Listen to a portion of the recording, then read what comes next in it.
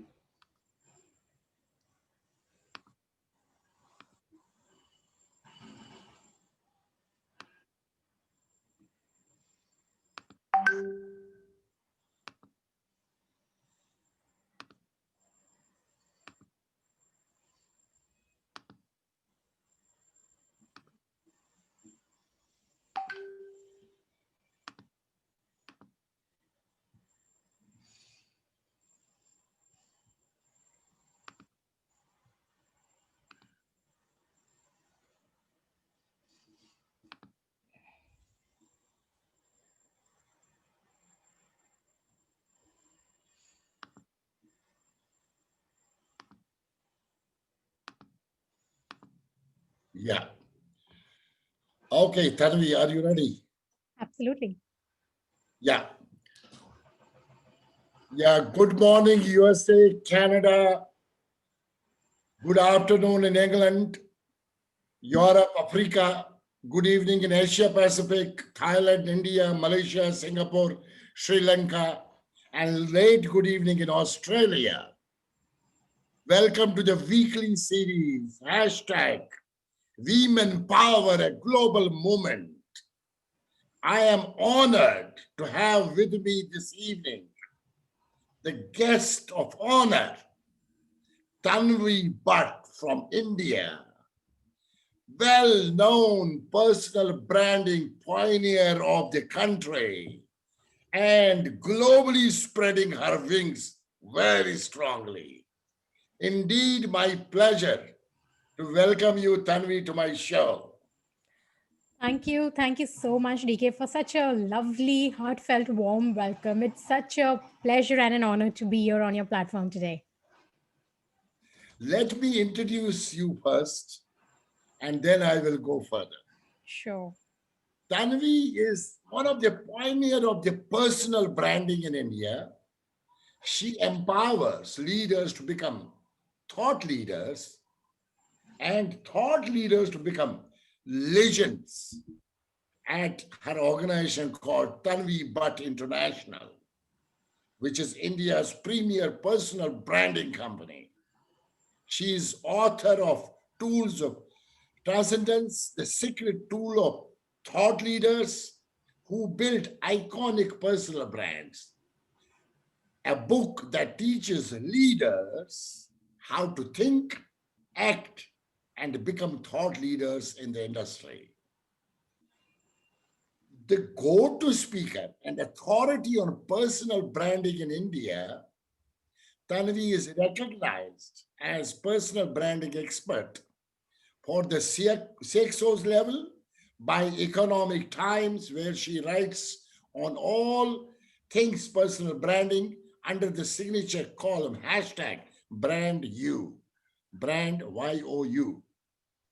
Tanvi is regularly featured expert across national and international media, such as the Times of India, the Economic Times, DNA, Hindustan Times, India Today, Entrepreneur INC, Business World, Pitch, Bloomberg Television. Tanvi has been honored as Global Young Women Entrepreneur at Iconic Steve Awards in New York in November 2014 for her accomplishments as a young women business owner. Wow. She has been bestowed with the International Alliance for Women, TIAW, World of Difference Award, a global honor given to selective 100 global women who are passionately contributing to women economic empowerment, which was in March 2014 at Washington, D.C. In February 2020, she was felicitated as 101 most fabulous coaches in India by Economic Times at World HRD Congress, Mumbai. I know them very well. Tanvi is the global brand ambassador with India with TIAY, where she champions the cause of women economic development. She is the official personal branding mentor and speaker coach with Miss India and Miss Diva. Wow. She herself looks like a Miss Diva, where she coaches the participants to deliver an inspiring, impactful, and irresistible personal brand experience, both at the stage and off the stage. The 3X TED speaker, Tanvi is invited keynote speakers in MNCs like LinkedIn, Bank of America, KPMGs, Pfizer's, Deloitte's, Infosys, Mahindra. The list seems to be huge, including IITs and IIMs. Tanvi's signature programs are Brand Icon, Thought Leadership Labs, Stagecraft, Legacy Launchpad. We will talk about. You know, future of leadership as a thought leader, nothing else matters. That's what Tanvi says. I repeat, the future of leadership is thought leadership. Nothing else matters. She says this. She also says, your brand is your thought leadership. Brand it before someone else does it. So there are many things which she is talking, and in the course of a discussion, I will be touching those areas. I can go on and on, but then we need to respect the time. And I need to get into the process of my discussion with her. Tanvi, welcome to this Women Power, a global movement wherein we are talking about 100,000 women on this platform by 2021 and 1 million by 2024. People call me mad, and I am mad about it. I know I am going to do it. Right. The format would be I will have some questions for you, Sure. and there are people who are on the different platforms. They will keep raising their questions. Once I am through, I would take their questions, and those who are on Zoom, I will unmute them and they will ask the questions themselves. Sure. I go ahead. All right, brilliant. Thank you so much for that very moving introduction once again. Really kind of made me feel a little embarrassed sitting here while you were talking about all those things. A few milestones which I believe I've been able to achieve by God's grace and my relentless passion and commitment to bringing about a difference in the industry by creating a new benchmark for how ambitious yet conscious leaders build their personal brand and manage their leadership conversations and footprint in their respective industries. So that's something I've been passionate about for the last 10 years. And it's been a brilliant journey of learnings for me to learn from the best in business, to work with the best in business, helping them in building, managing, and growing their brands. So I wouldn't trade it for anything else as of today. So thank you so much. I can't wait to talk to you and interact with your audience as well. Tanvi, I call you talented, attitude, nurtured, victorious, and intelligence. That's Thank how I you. would say Thank Tanvi. Tanvi, I want to know about my question number one will be, we are seeing a bright, beautiful, iconic yourself in front of us today. But where is your childhood and how was your childhood as a woman, as a girl child going forward? And how did, I mean, who who nurtured you, your parents, your mom, your dad, your grandparents? Who were your mentors? How did you grow in the childhood? That to a woman, as a girl child. Any challenges, any issues? How did you become what you are today? Certainly. I wish I could say that yes, there were challenges, but no, there were no challenges in childhood that at least I went through. The kind of nurturing, mentoring, support, freedom to do anything we wanted to do right from the time we became a lot more sensible about education, about our personal growth, about our development. My parents have supported us, me, and my sister. So we are two girls, right, in this house. We don't have a boy in the house, but we never felt that, we don't have a boy in the house. You don't have a brother, so to speak. So my parents have always been so proud of me and my sister and the kind of accomplishments we were getting done in our respective lives, right from the days of schooling till our college and, of course, our professional careers. So, at every milestone, if I have to look back and say who was that one pillar of support, it's always been my father. He's always been so supportive with an absolute free hand to do anything and everything I wanted to do in my career. When I wanted to become a scientist, he supported me full swing, regardless of what the conditions were at that point of time. Because I hail from a very regular middle class family. I do not hail from a family which was well established, silver spoon, business house. My dad was a banker all his life, and yet he would often go beyond his means to support me, my dreams, my education, my aspirations. Not once did he ever say that we may not be able to afford that at this point of time.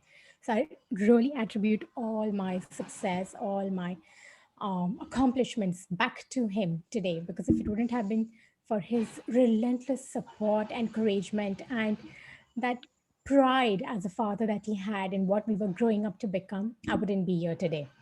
And while he's no longer with us today, I deeply miss him for that support, that encouragement, and that absolute unshakable belief that he had in me and my sister every single day while he was with us. If there's one person that I look back on my nurturing, my growing up, my childhood is, of course, my father and his relentless support for us.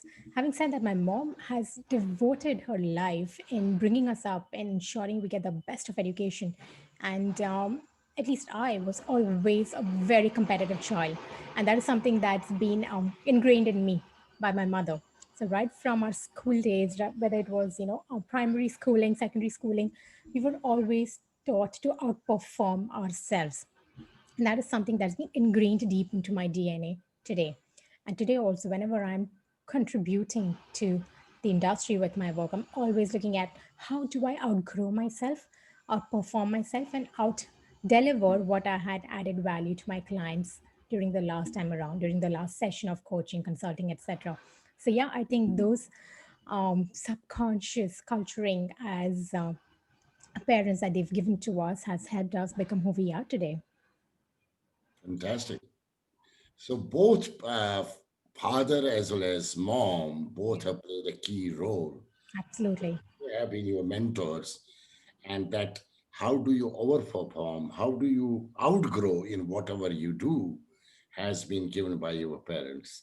So we miss our parents when they are not around. Your mom is around, is it? Yes, very much. Mom is around, but your father is watching you from the top, what you do today, and he's feeling happy and excited of Tanvi, what Tanvi has done in this world. Now, Mhm.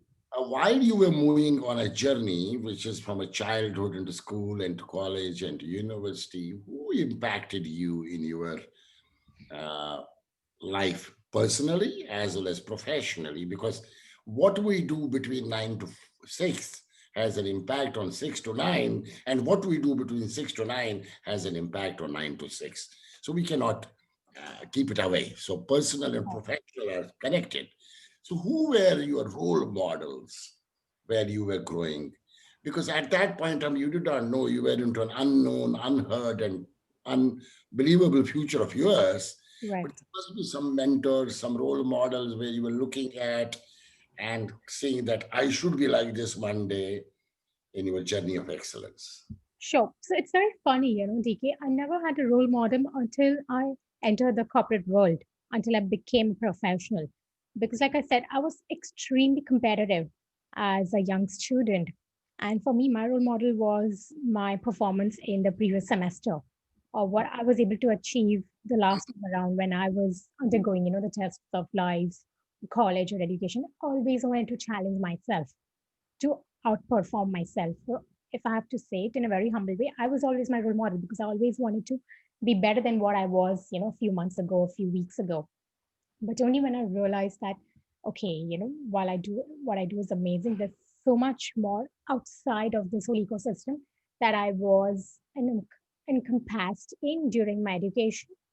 Because as a scientist, I was so focused on excelling in my curriculum in my education that I rarely looked outside of those, academia halls that we usually frequent during our B school days or during our graduation days.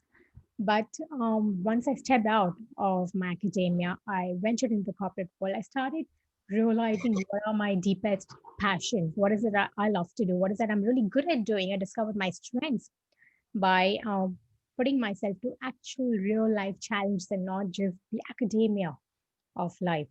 And that's when I started discovering people who were already doing stuff that I was really passionate about doing or wanting to get into. So, for example, when I started to explore the personal branding as an industry, I came across my guru and mentor today also that I look up to him as my mentor. His name is William Maruda. So he was one of the first role models that I had in my life as a professional.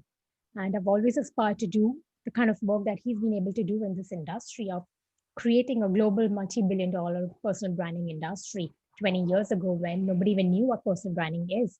So those have been the kind of role models, created platforms that did not exist. And that is what excites me to do today, to build something, to create something, or to disrupt an old way of doing things, just so that we can bring in a brand new perspective, a brand new um, way of doing things, more improvised way of doing things than what we've been doing it. We've been assuming is the right way, the only way to do it. So today, when I look up to people, I look up at those people who've been disruptors, who've been creators, who've been real, game changers in their respective industries, whether it's in my industry of personal branding, thought leadership, public speaking, or any other industry across the world. Wow, I love the statement that you were competing with yourself and not competing with anybody else. You were looking for what level of excellence I am today and where I have to go to the next level of excellence. Fascinating. This is, I think, ladies and gentlemen who are watching it now or who are going to be watching it later, there is a competition which you need to create for yourself. Don't compete with others, compete with yourself. What you did today, that's what Tanvi is trying to tell us. What I did today, next day, what is the next level of excellence? How do I outgrow my own performance next day? And how do I have new ways of looking at myself in terms of my performance as well as delivery? That's what Tanvi. I love what you are saying, because in fact I have had many gurus and many mentors in my life, but I have also been of a similar nature that what I did yesterday, a mistake, I will never ever ever repeat in my life, and I will go to the next level of excellence. Great. It's fascinating, Tanvi, to know you and know about your journey. Tanvi, when I was introducing you, I found you so much involved into developing leaders and people as brands. Yeah. Leaders and people as brands. Tanvi is a brand. I am a small brand, but I call myself certainly a brand for sure. When did you start this journey? Mhm. How come you are making so much waves in the world today? The Tanvi says the future of leadership is thought leadership, nothing else matters. Your brand is your thought leadership, brand it before someone else does it. Being unique, YOUNIQUE, being unique is natural, being iconic is awesome. I repeat, being unique is natural, being iconic is awesome. Wow, what a great statement you made. Could you please share in details so that my audience around the world who is now present or later present understand your work and your contribution in building brands, both people as well as businesses? Of course, absolutely. Thank you so much for asking that. So I got into this industry right after my B school. Um, as a scientist, I ventured into management because I wanted to, of course, have a post graduation because I decided not to pursue research as my master's and PhD. I didn't want to invest another 10 years in just education before I'm able to do some research in an industry which I was interested in. So naturally, as Indians, post graduation is a must. So that happened for me as well.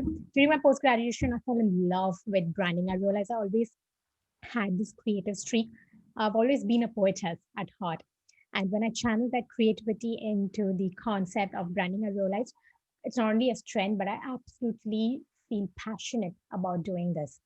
So while my B school days, I was hoping to get into a brand consulting agency to work with them or start my own brand consulting agency as well, right? Like I said, I've always been disruptive in my mindset. I've always been looking at what can I do better than what anyone else is doing, or what can I do better than what I've done before.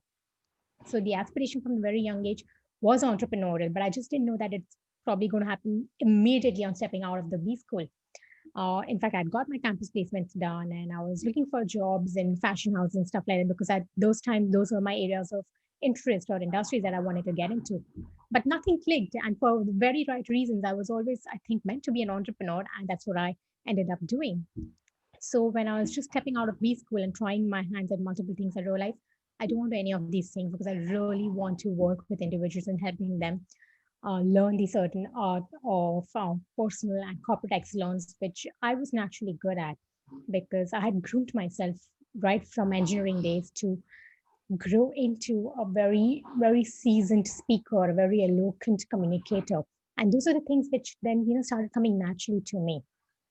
So while I was in the business as a freelancer of people excellence, focused on public speaking because that's an area of strength and passion for me, I realized, okay, how do I convert this into a full-fledged business?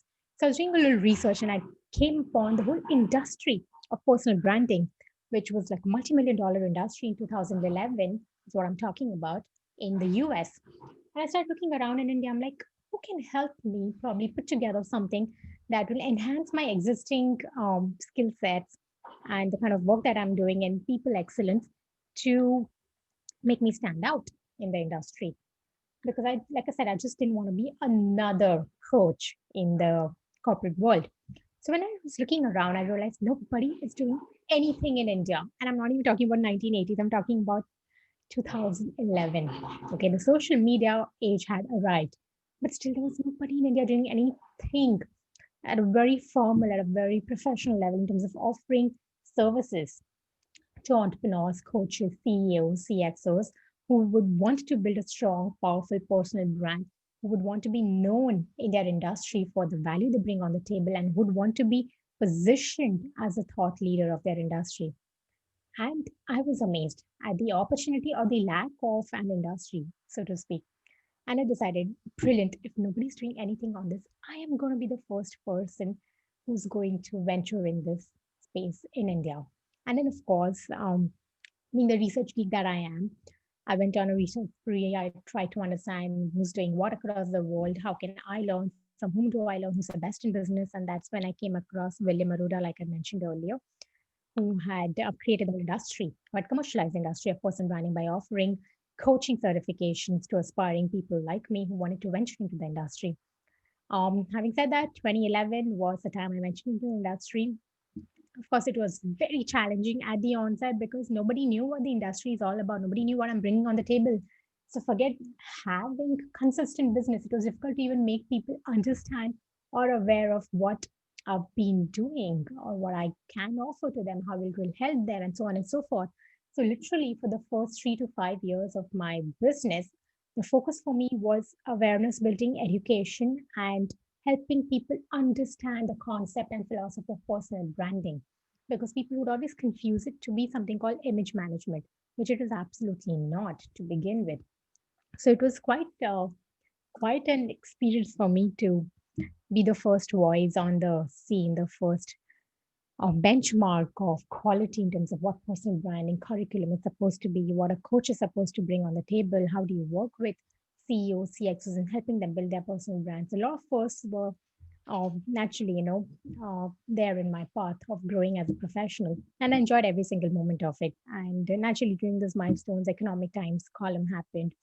I think, and I so fondly look back at it today because I think I was the youngest ever columnist, fresh out of a B school, being given the prime, media real estate to share my thoughts with seasoned executives and leaders who consume that kind of content in economic times. So I think that's been one of my proudest milestones.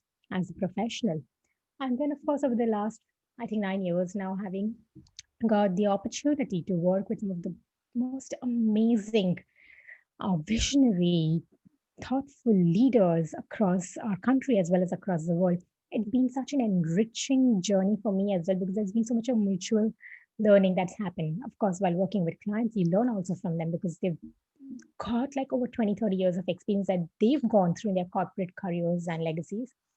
And that's something that I am always absorbing from them. So that's been a snapshot of my journey of how I got into it and what I've been doing for the last 9 years now.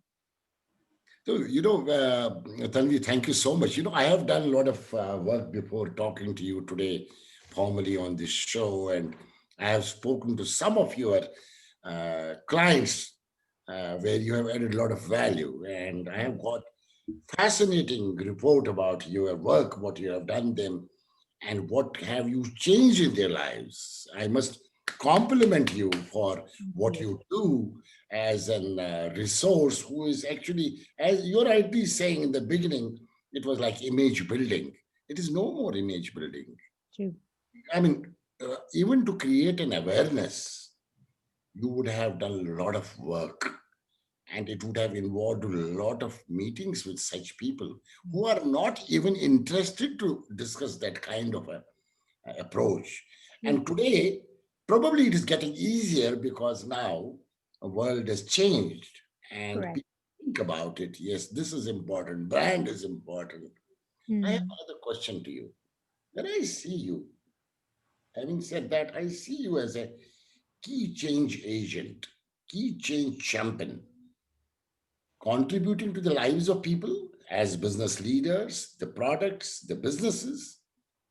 Now, during this entire journey as a woman, what kind of challenges did you face at a personal level to move to that level? Because when you are dealing with CXOs, you're dealing with Right. CEOs, and specifically as a woman, uh, did you face any eyebrows looking at you? Wow, how is Tanvi doing to do it as a woman? We all men, Sure. I'm a gentleman, okay? We all men in the process always have that issues. Hmm. And not only men, more women will again have an issue on a woman. Ah, how can raising eyebrows? What has happened during this process? Did you have such issues, such challenges? And in case you had, please share with us, and then we can certainly know about it. We can learn about it. Of course, you're so right, DK. I did have challenges. But I never felt those challenges were attributed to me being a woman, but there were certainly challenges and eyebrows, a lot of eyebrows raised on two things. When I would tell people, oh, I'm a semi-scientist doing this today, and they'd be like, what? How did you get into something like this, while you were studying to be a scientist? So those are a lot of eyebrow raising moments that I had in my life. And more importantly, I think as a 24-year-old young professional who got into the industry as an entrepreneur, telling CEOs and CXOs with at least 20 plus years of experiences in their respective industries that, I'm going to be able to help you to build your brand. So a lot of eyebrows were raised, not from the CEOs and CXOs that I was pitching to for business, but from a lot of other mid-level, not so visionary leaders in the corporate who didn't understand what context I'm coming in from or why I'm going to be able to add that value to them because I was doing it day in and day out for myself while I was building my business, building my brand as a thought leader, and building a whole industry, let's face it, right? So a lot of people discounted me because of those things that I was, of course, may or may not be women in their head, as one of the major factors, but I was extremely young. And a lot of times I lost a lot of business just because I think I was way too young and they were not probably having the right kind of confidence in me that they would have wanted to. And that's why from day zero of my career, I've been extremely focused on building credibility and rock solid reputation because I knew those are the only two things that's going to help me differentiate myself and build my business as a young woman entrepreneur. Wow. I think uh, I would say the confidence, the capability, the competence, confidence, capability, and the competence is three major areas which make you different than others. Okay. And even if there are some issues, but then you had that. I want to go to another question, Tanvi. I understand you are talking about dream Titanic, dare heroic, do iconic. Wow, I love Right. dream Titanic, dare heroic, do iconic. Wow. Also, you say that nobody built a legacy by sharing their fears. Stop thinking, start doing. Ah, wow. Mm. Nobody built a legacy by sharing their fears. Stop thinking, start doing. I am keen to know about what and how you make people to think and to act, because thoughts become things only by action. No thought can become a thing without action. Action is required. Isn't Absolutely. tough? Isn't it tough what you say? How do you do that? Smart. I will call it smart work. Could you please share your views on this? And I love this statement. I have learned from your these two statements. Uh, dream tight. I repeat so that the audience understand the question. Dream Titanic, dare heroic, do iconic. Second, nobody built a legacy by sharing their fears. Stop the thing, start doing. Tell me, Absolutely.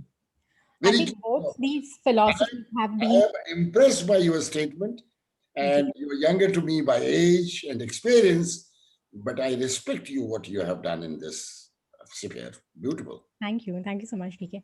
I think both these statements emerged from my own basic philosophies of how I live my life. So I've always been someone to have titanic dreams. And no goal is impossible for me because I've seen that right from the day one of being professional in an industry which did not exist. And I was trying so hard to create an industry. So I realized at the age of 25 that if I can do this today, why people with 20 plus years of experience cannot do much more in their respective careers and lives if they have the right tools, mindset, strategies, guidance, and mentoring to do all those things, right? Because there was this huge generation gap as well, right? Between the people I wanted to work with, I wanted to add value to, and where I came in from. I came in from the millennial generation, which was able to do these things in a much more easier way. The social media generation, as we call it. But at the same time, I realized that it's not about just social media when it comes to personal brand, right? The more you work in an industry, the more you realize that what really goes behind the crafting of a personal brand, it's not the platform on which you present the brand, it's the work that you do behind the scenes with your coach or mentor to help you extract your brand from everything that goes on between these two things, right? And that is why I think it's so important for people to understand what are those dreams, aspirations, goals, desires that they have. How can they start acting on them? But just working with someone who's been there, done that, who can guide them as a mentor, as a coach to do it for themselves.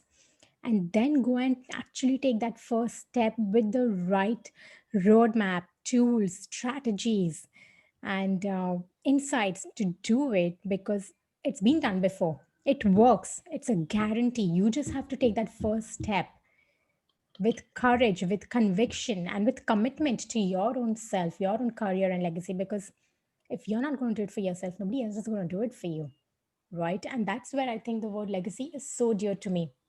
While, of course, we may be very finite mortal beings on this planet, but when I look at personal brand management today from a spiritual thought leadership lens, which I'm evangelizing as the lens of building a personal brand, it's not about social media footprint or visibility, how many followers you have.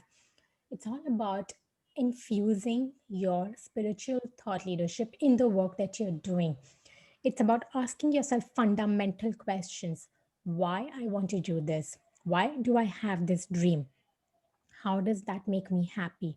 How will I make that dream happen? These are fundamental questions that we need to ask ourselves from a spiritual thought leadership lens to understand what kind of work we really want to do moving onwards in life. Because everything that's happened today has probably been on a default mode, or you've not really probably put a lot of thought into it. right? But when you start thinking about a legacy, you start really putting deep thought into what work you want to do. And your legacy today is going to be your contribution to the collective human consciousness.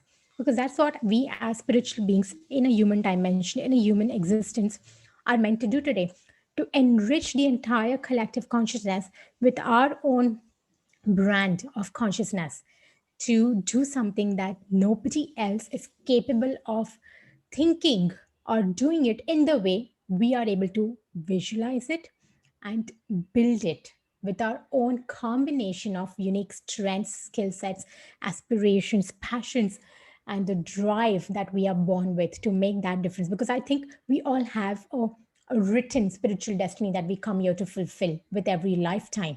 And if we are not able to tap into that, we are going to be really wasting one whole lifetime, and we'll have to come again and again and again till we fulfill not only our spiritual destiny but are able to grow ourselves as well in this whole journey of spiritual evolution and transcendence.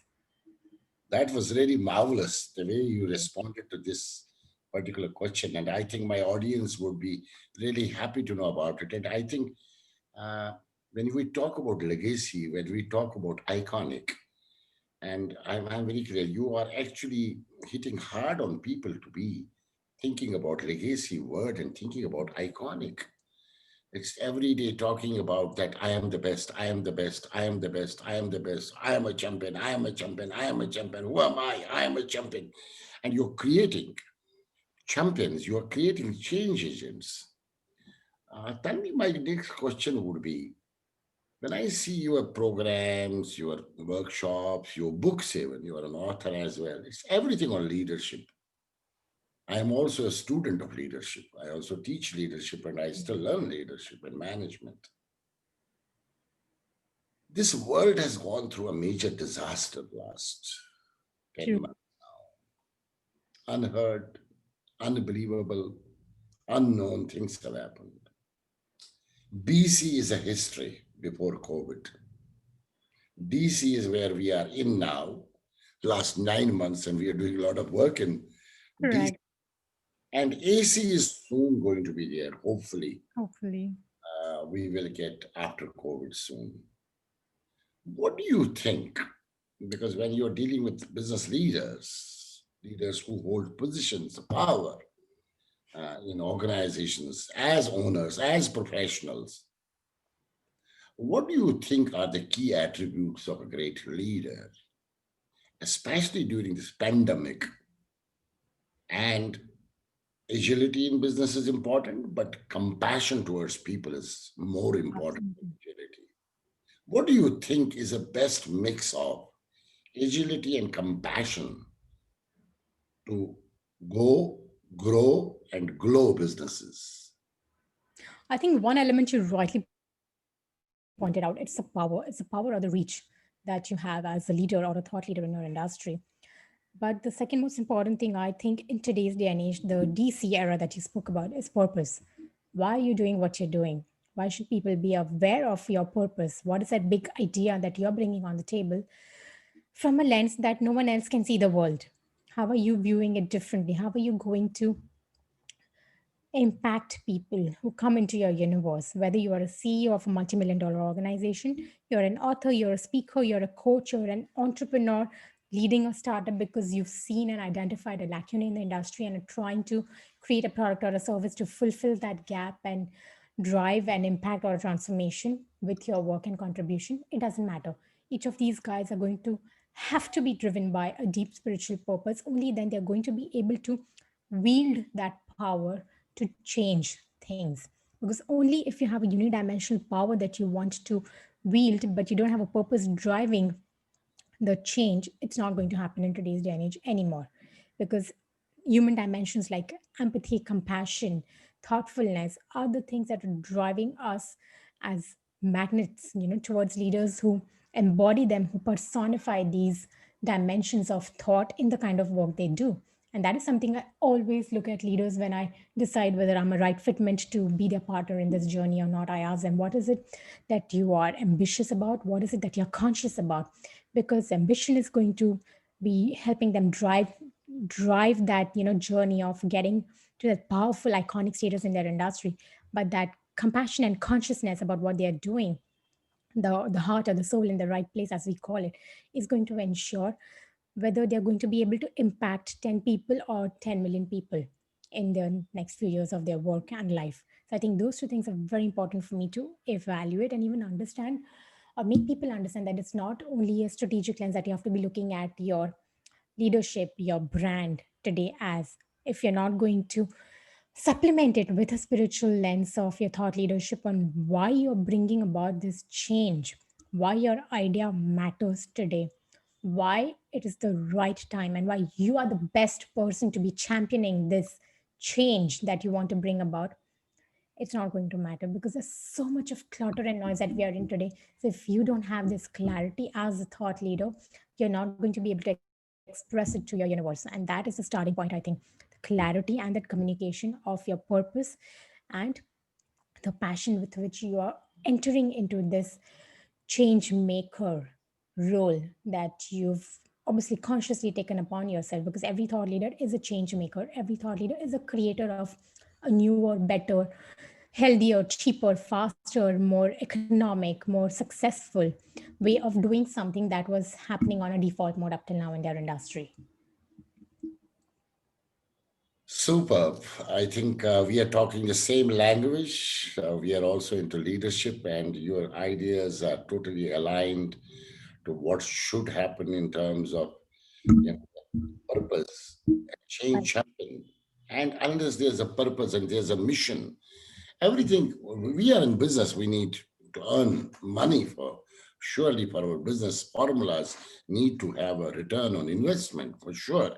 But at the same time, there is some different purpose also of the organization. Absolutely. Very great. Tanvi, recently I saw a 3 days of huge world class event Right. you did with near about 20 odd speakers around the world, 20 speakers around the world. Correct.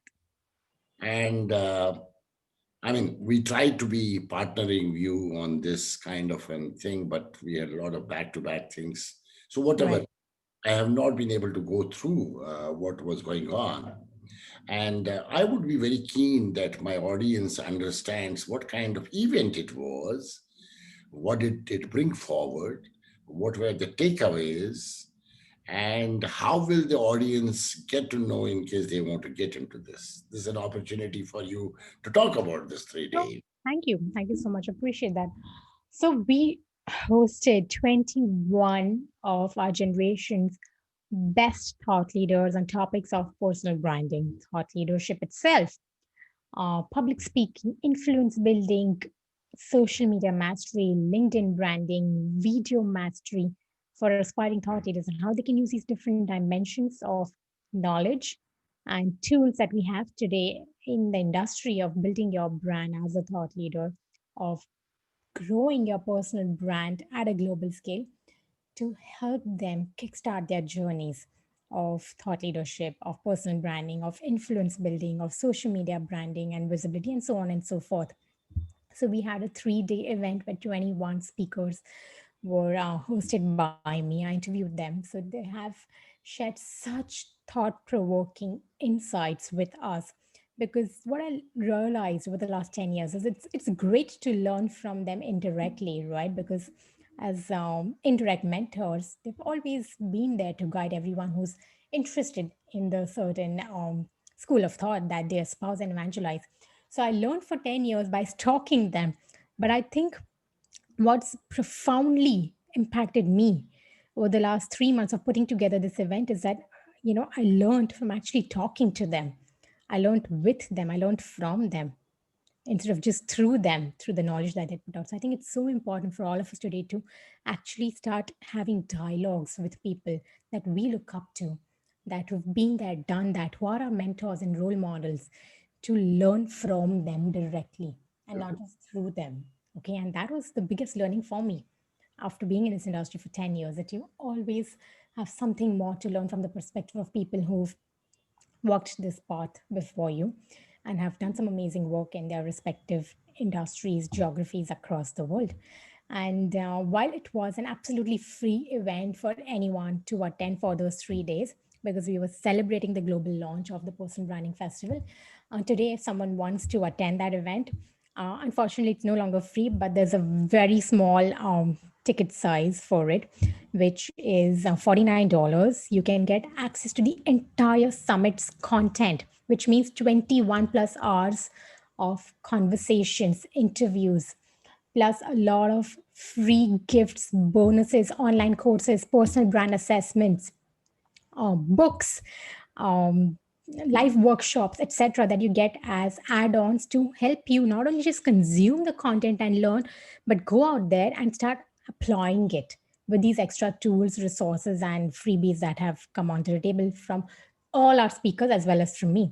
So if somebody is supposed to enroll today for this program or the whole, summit experience by buying a VIP pass for $49 or 3690 INR, they not only get lifetime access to all the content of the summit plus all these bonuses which I shared with you, but they actually get to join me on a week long live workshop on personal branding where I talk to them about this entire philosophy of personal branding, thought leadership, the three tiers of thought leadership which you need to be looking at today when you're focusing on building your personal brand proactively, which is your spiritual thought leadership, your strategic thought leadership, and your social media thought leadership. So, that 1 week long program with me is going to actually help them work with me one on one during that workshop to start learning the art, the science, and the strategy of how the world's best thought leaders that we look up to have built their personal brand and how they've driven change in their respective communities. So, yeah, I would love to see more people from this amazing tribe that you have, DK, to Sure. take that first step in becoming a part of our VIP tribe of the festival. But enroll for this workshop, more importantly, to really understand and learn and start applying these things in their respective careers. I am going to be sharing this particular thing with my women power, especially and some of the business leaders immediately from tomorrow. And let's see. Thank you. I'm now moving to last leg of our questions, and women empowerment. You are ambassador of women today, most respected indeed. What is women empowerment for you? What do you mean by women empowerment? Tanvi as a women empowerment. What do you mean? I have a slightly different view on this. I really don't think women need empowerment. Honestly, if you ask me, I think it's just one of the concepts that's been created to make women feel less empowered to begin with. Because why do you need to empower a woman who has the power to give birth to the entire creation? To you Absolutely. and I. So, what are you really empowering her with? You certainly don't have the power to do that as a man, as a male species of the race that we are in today. What are you really empowering her with? You've first stripped her away from all her rights, all the equal rights that she's supposed to be enjoying as a counterpart that you have in the society today. But why do you have to even talk about empowering her? First you disempower her and then you want to talk about empowering her. It just does not make sense to me, right? So I think if you really want to talk about something, it's about transcendence. How do you inspire more and more women to transcend from the level that where they find themselves today, whatever it is that they might be feeling, whether they're feeling empowered or disempowered, or robbed away of the right, the freedom to do whatever they want to do in their lives, depending on, of course, what social strata of the society also they come from. But when we're talking to women today who hail from educational families, well educated families, let me put it that way, having a good, strong educational background, are entrepreneurs, are executives, I don't think we need to be talking about women empowerment. I think we need to be talking about women transcendence. How do we help them transcend from where they've arrived today with their own grit, their own courage, their own talent and strength, and help them transcend to the next level by telling them, okay, brilliant, you've reached here, you've arrived here. Now, this is how you transcend yourself and reach to the next level and the next level and this next level. That should be the conversation we should be focused on instead of saying, let us empower women. I'm sorry, but we as women, we do not need your empowerment as a conversation. You talk to us about how we can transcend ourselves. I'm game. I'm game to support that. I'm game to evangelize that.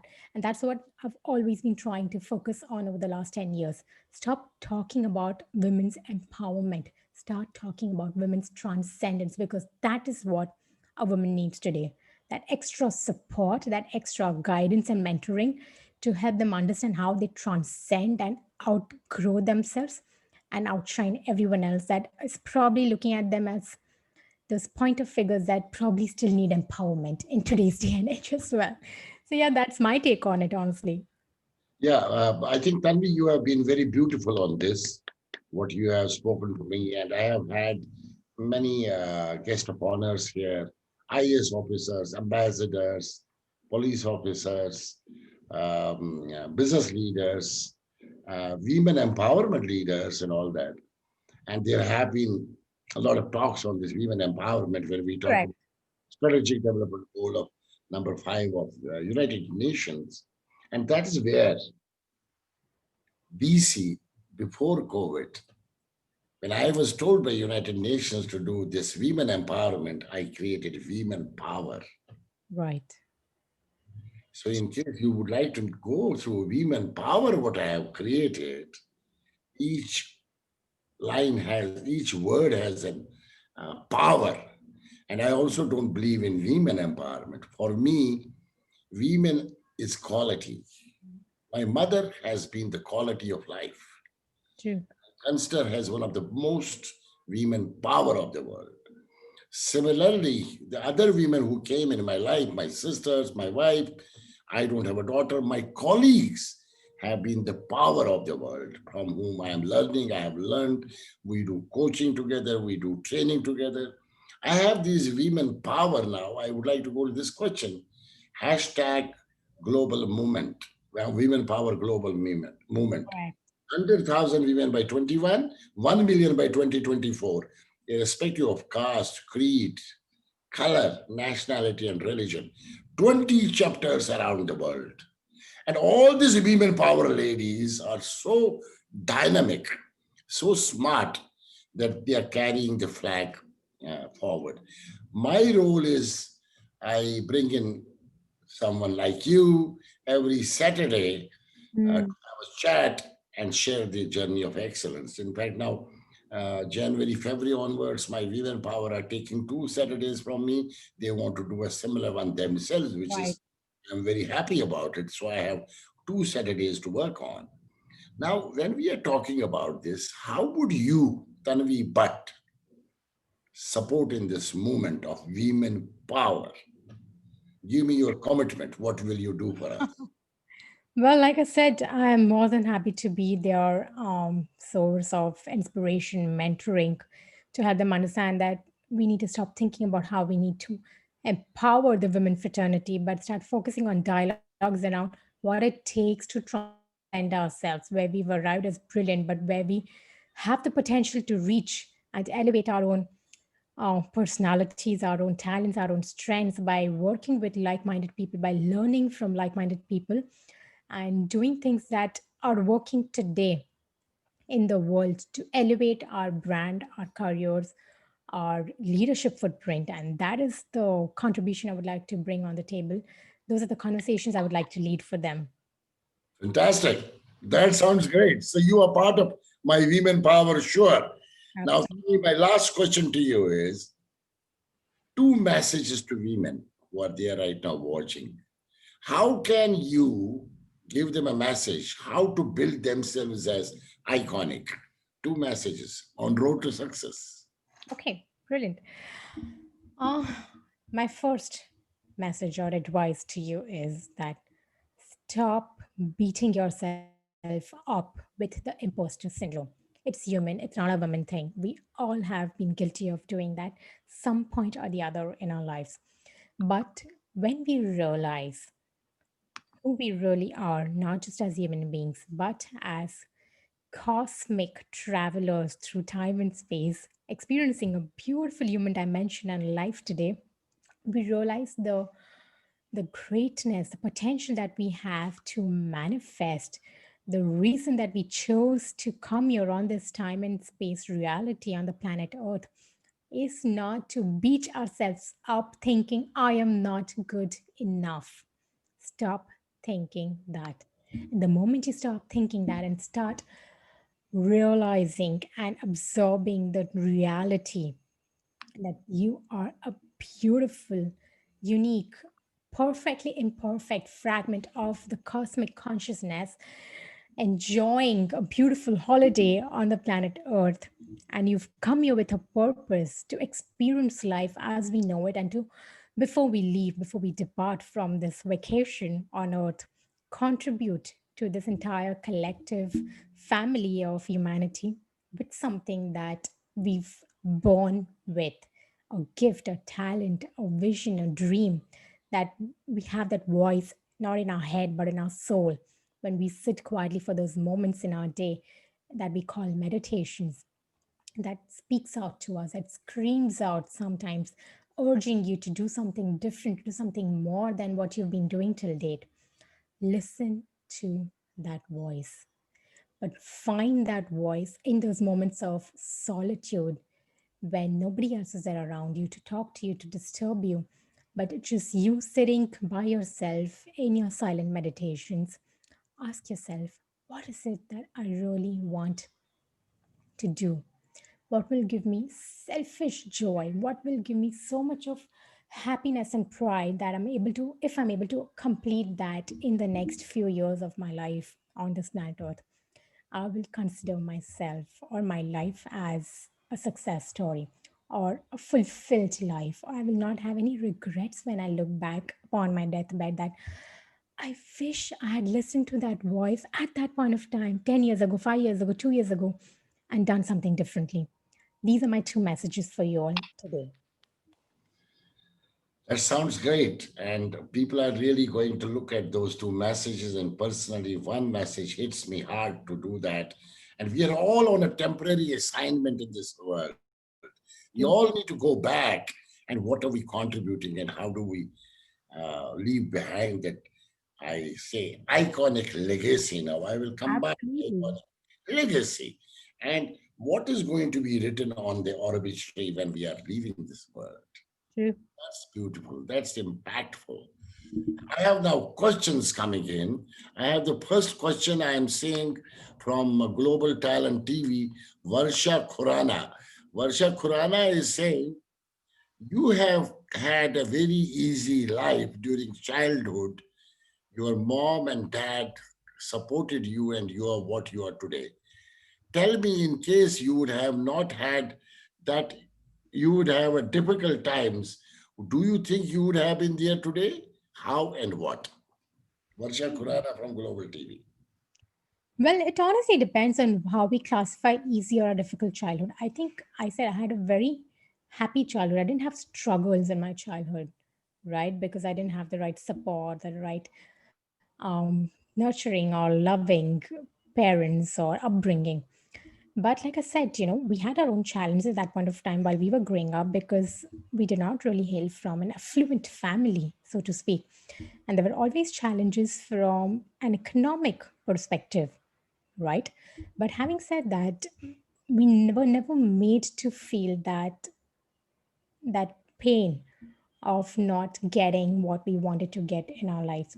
We were told to be cautious, we were told to be frugal, we were told to be adjusting in the way we were leading our lifestyles.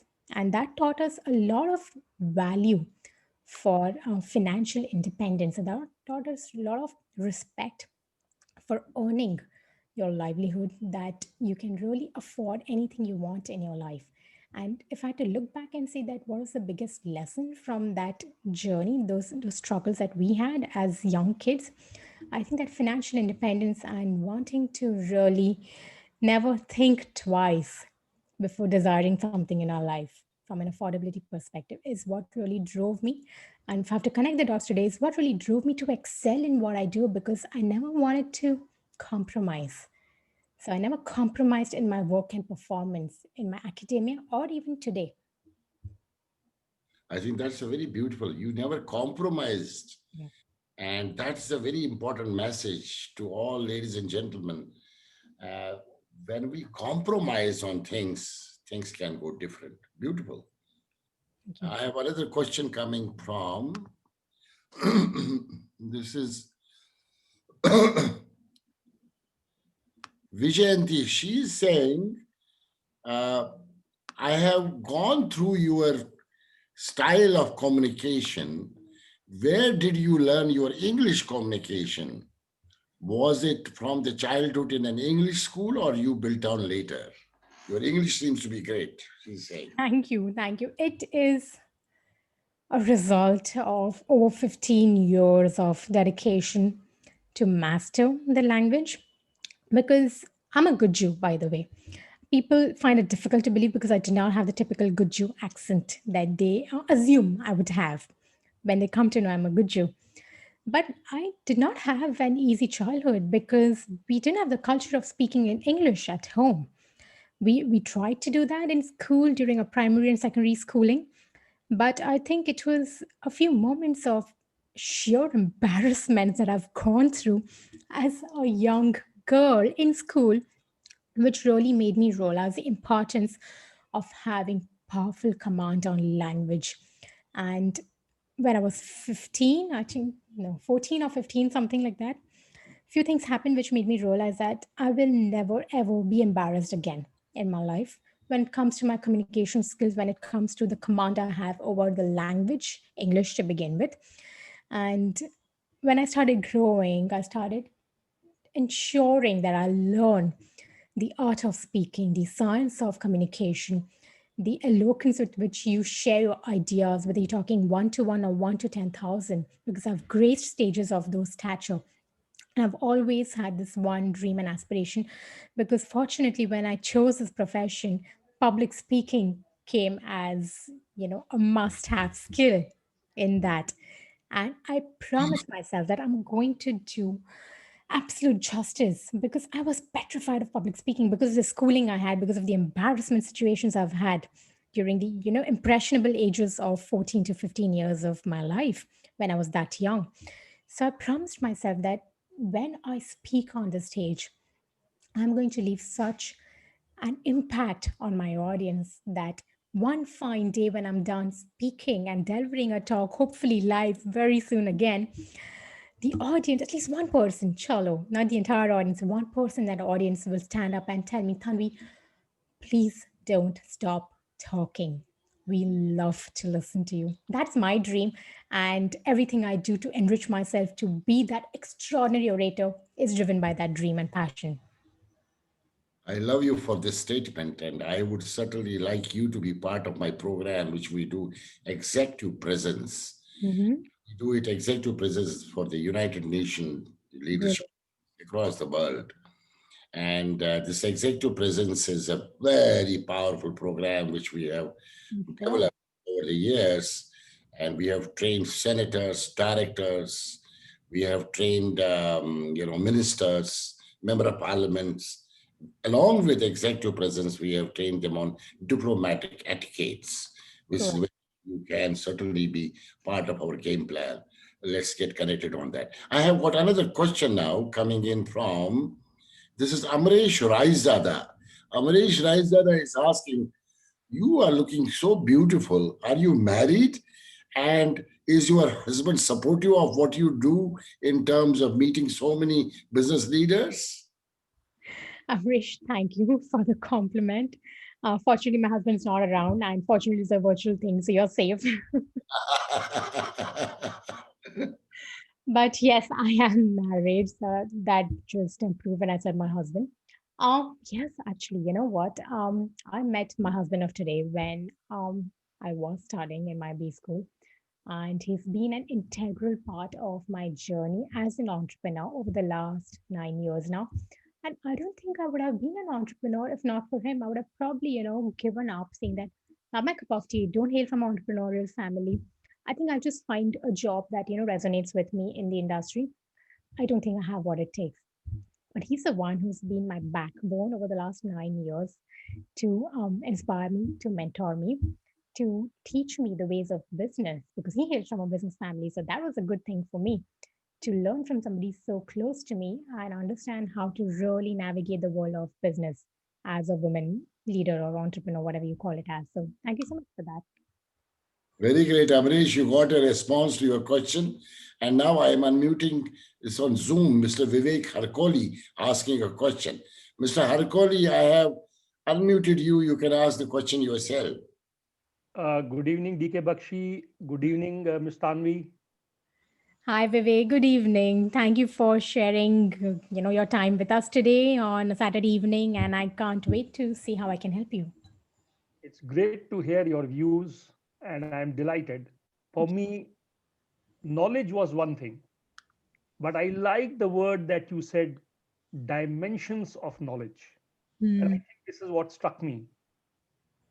That's very important for me. That was my learning, the biggest learning, various dimensions of knowledge.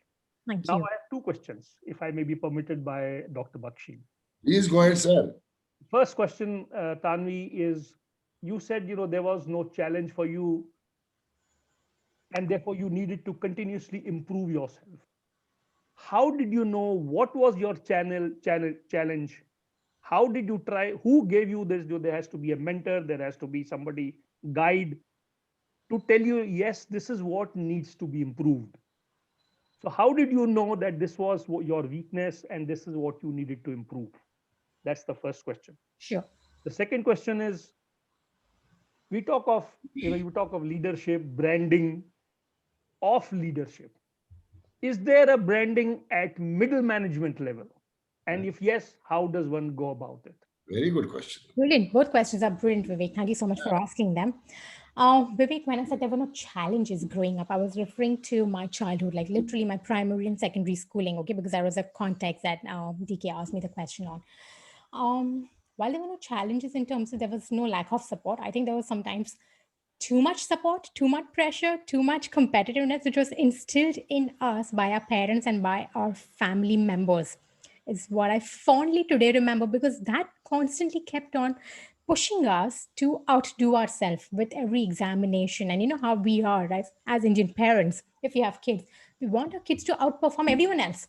Forget outperforming themselves. They have to outperform everyone else first, then outperform themselves, right? Mm. Even I had that constant pressure and push from my relatives, my parents, that constantly better yourself, right? They would coach us, teach us, sit with us, educate us, take our classes, take our lessons, and be a part of that journey of studying and learning during our school times. Okay.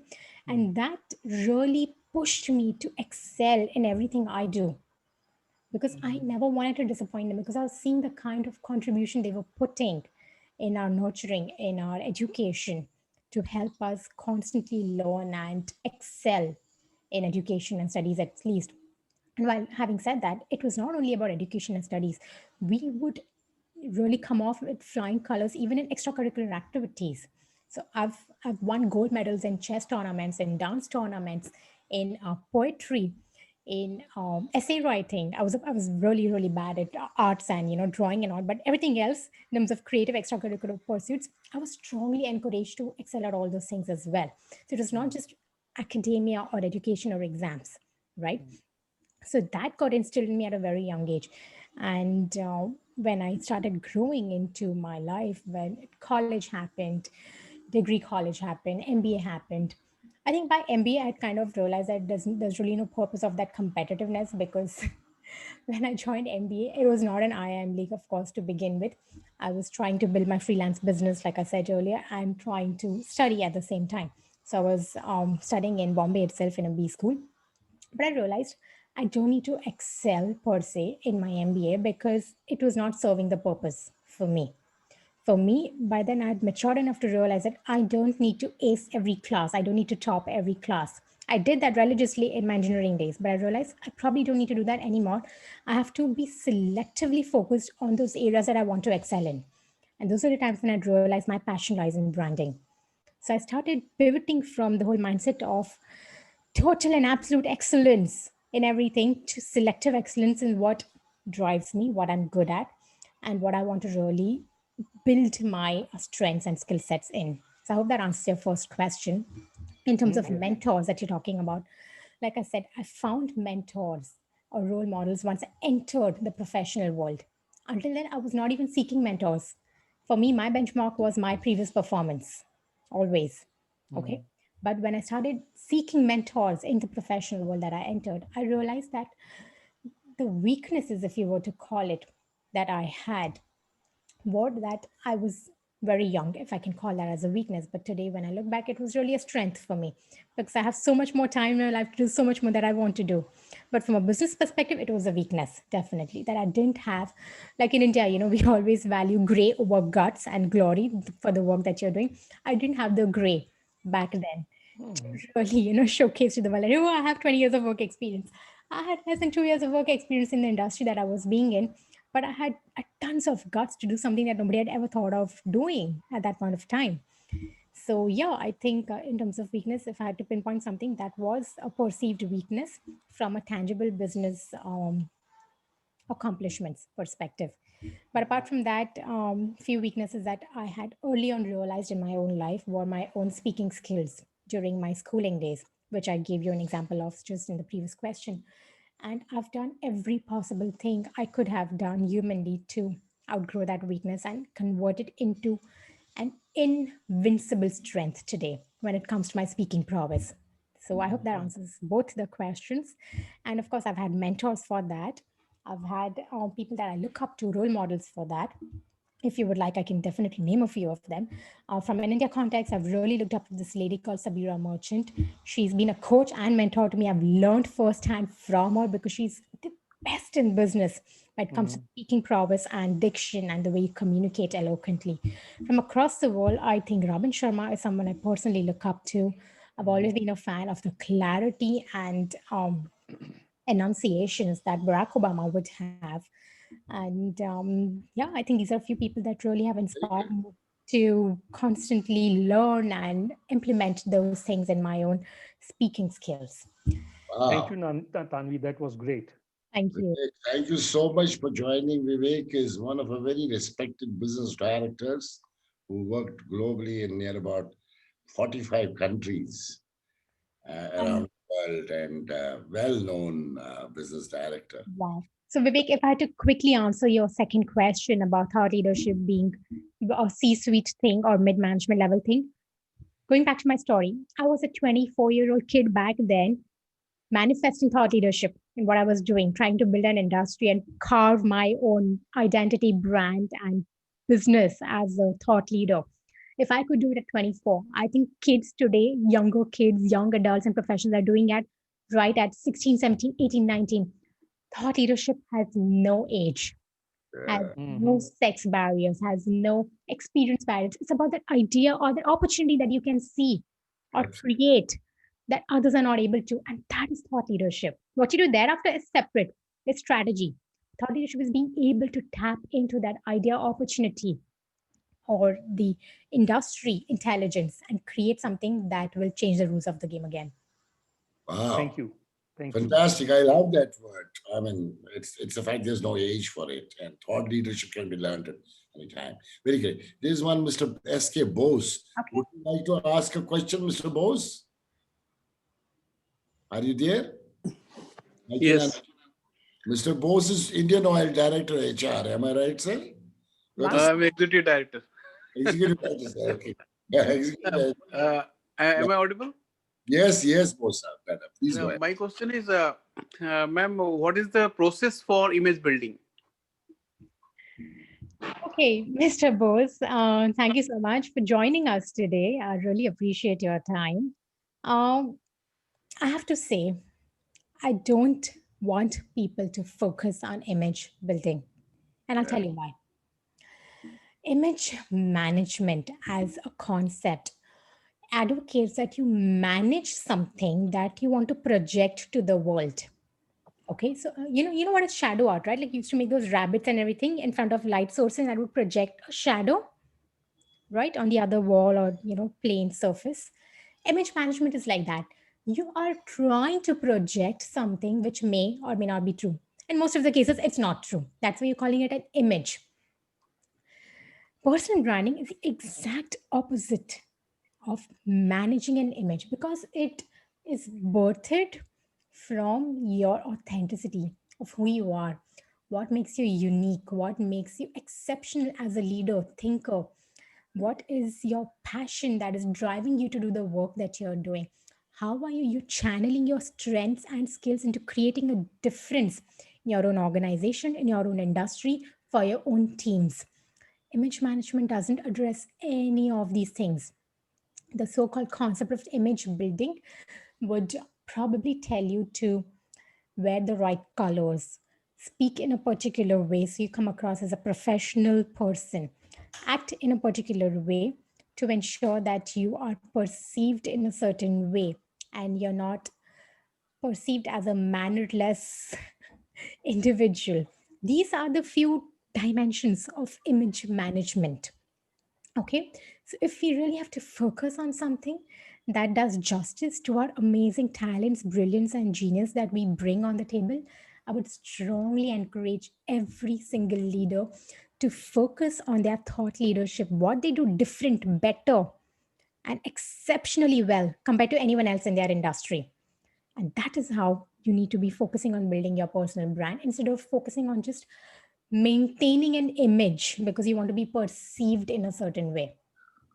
I hope that answers your question slightly from a different perspective, although. Yeah, Dada, I Yes, think, that's true. That's true. As you focus, one thing you said very clearly, that clarity of thoughts, communication, and purpose. It has to be very, very important in one's journey in business life. True. So as you go on doing your work, people perceive your style, leadership style, Correct. and that is automatically your image is built as a good leader or bad leader. But you can So always that. change that because if things have been built on default, it doesn't mean that you don't change that. But how do you Mm, get to change that, Mr. Bose? We use an amazing tool, okay, to help leaders understand what is their mm, existing personal brand reputation and equity that yeah, is mm. already built in the industry. absolutely. Because unless that So awareness is there, how will you change and enhance that or rectify that based on how you want to be perceived, right? So I'm happy to share those details with you, offline, Mr. okay, Bose. Reach out to me on you, LinkedIn and I'll have yeah, a separate conversation with you on how leaders can okay. today discover what is their existing personal brand perception built on a Mm, default mode for the last 10, 20 years. They've been in the industry, built amazing body of work and legacy. Is it in mm, sync with what they think it is? Is it something that they want it to be? Or what they believe is here and what it is here? There is no match, perhaps, right? And once we do that person brand audit for that individual, we understand where the leader stands today. Is he happy with it, not happy with it? How can he reinvent his brand or start building it with a more deep strategic focus to be perceived as a thought leader that he sees himself as, at least in his own mind? Absolutely. Yeah, this thank is you. certainly possible because it can be done a proper diagnostic and then how to enhance to the next level of excellence. Hmm. Very beautiful. I think Thank very, you. very well. Thank you so much. And Thank we you. are now almost 1.5 hours. I have two more questions, but we need to close now. I have here Aditya Vidyasagar, well-known CSR guy in the country, and he is going to propose vote of thanks. Aditya Vidyasagar. Thank you so much for the lovely session. I And I must only respond to Tanvi with that but whatever you have shared with us was very interesting, thank you. inspiring, insight. It was beautiful. It was something like getting a bonus, a huge bonus, having attended this, and I would call it investing time. I have not Thank just given away time. No, you don't have to be thankful to any one of us because we should all be thankful to you for giving us so much. And you have also given us a path, a way. What Mr. Bakshi, a leader in roadmap to success, you have shown us that. That's beautiful, and thank you so much. And I'm very happy that we are linked otherwise too. We are on LinkedIn together Oh, fantastic. Good to hear and that. since very long. And I believe that we have conversed also in the beginning, in sometime in 2018 or so. So thank Okay. you for that as well. And we would more, that makes me to be in touch with you more of it, because so many things you have told to everyone else today, which is going to be talking further. And almost many of us who have been the audience today, or the one, in fact, more people watch you later this show than the current one, because of the timing True. factor.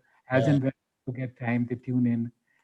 So we are going to have much more larger viewership after this present viewership, and from all over.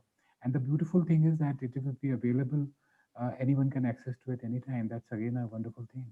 And I must, Mr. Bakshi, I must thank you also for having initiated such a step, bringing us so many great persons. And as you rightly said, I too of the same opinion that there is no women empowerment, but it is, as Mr. Bakshi said, women empowers. So the Absolutely. same thing is there. So it will be very good. Today, both my daughters are, by the way, we belong to the Two Daughters Club, uh, as you are two sisters. And both my daughters are busy with their own respective webinars because one of them is doing work from home as well. And today, again, despite Saturday, but they have to meet deadlines, they were there. So they could not be with me to see it. But जब भी Mr. Bakshi का होता है, then I make it, that everyone comes together and have it. So we as a family watch his shows. Lovely. Yeah, it's so wonderful. So beautiful, and thank you so much for your time, for your sharing things, and being so responsive and inviting as well. Thank you so much. thank Thank you. you, Aditya. Thank you so much. Now, Tanvi, it has been an amazing, beautiful experience with you. We have just crossed 1.5 hours, Yeah, I just realized and, that. we are on and on. And I must thank people who have joined from different parts and who are going to be watching it. Tanvi, as Aditya rightly said, these programs, because there are many programs, but the watching, the viewership will keep on going to next few weeks. Only thing is that people have to like, comment, and share and move forward. And I have many programs still going on my media, on the social media. On behalf of Global Talent, Tanvi, and on behalf of hashtag Women Power, a global moment, I would like to thank you so much for sparing time. Your words of beautiful words, and some of them have really touched my heart. And I am personally learned something from this particular interaction today. Though we had interactions earlier, but this has been one of the very strong interaction of knowing what Tanvi Bhatt as a brand is. So we have certainly an opportunity of working together globally and taking it forward, and especially on the executive presence and diplomatic etiquettes. Correct. Certainly, I would like to utilize your support. And ladies and gentlemen around the world, now here is Tanvi, who has done so much of great work, and she is going to make you iconic. She is going to make unique. She is going to build your brand, our brand. She is going to talk about how do you become unique, how do you become iconic, and how do you become your own brand. Because we, as our own brand, irrespective of caste, creed, gender, nationality, religion, color, we are a brand turning scars into stars. That's Beautiful. what Wow. I that is love what that. we can do. Okay. And we can turn scars into stars by performance, performance, performance. Getting to next level, the next level, the next level, the next level of an unending excellence, a way of life. Tanvi, uh, I would say that uh, very beautiful. You are beautiful. This evening has been beautiful. Your words of wisdom and words of knowledge have been beautiful. And I would at the end say, T is transforming. A is alignment. N is naturally. V is vibrant. I is intelligence. So I gave you one Tanvi in the beginning and one Tanvi in the evening. Think about it. And each and every one Wow. has a meaning about you.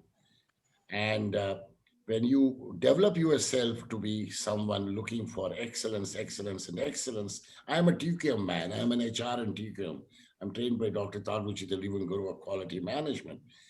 TQM is a way of life. There's continuous improvement, kaizen, continuous improvement on what we do, what we behave, how we communicate, how we act, how we don't act.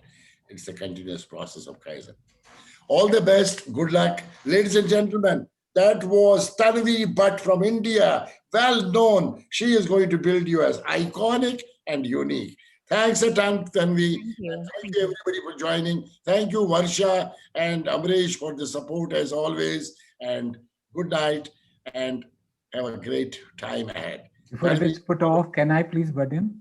You have so well defined and so aptly defined, Tanvi. And it was Thank so you, instant. Aditya. And That's that's the very beauty kind. of Mr. Bakshi. He's so spontaneous. Absolutely. Thank you so much for that also. Yes. Thank you so much. Thank you, Mr. Bakshi, for hosting me today, being such a brilliant host to have really brought out the best in me. And thank you, Mr. Bose, for asking your questions. I hope I was able to do justice and shift the perspective slightly ever so, if at all. And thank you, Aditya, for your lovely word of thanks and welcome. kind appreciation. I can't wait to reconnect with you all beyond this and continue getting to know each other better. Yeah, we too will be happy to reconnect. Brilliant. Thank you so Have a much. lovely weekend. Take care, everyone. Bye bye. You too, and Merry all the Christmas to best. everybody. Bye-bye. Thank Thank you. you so much.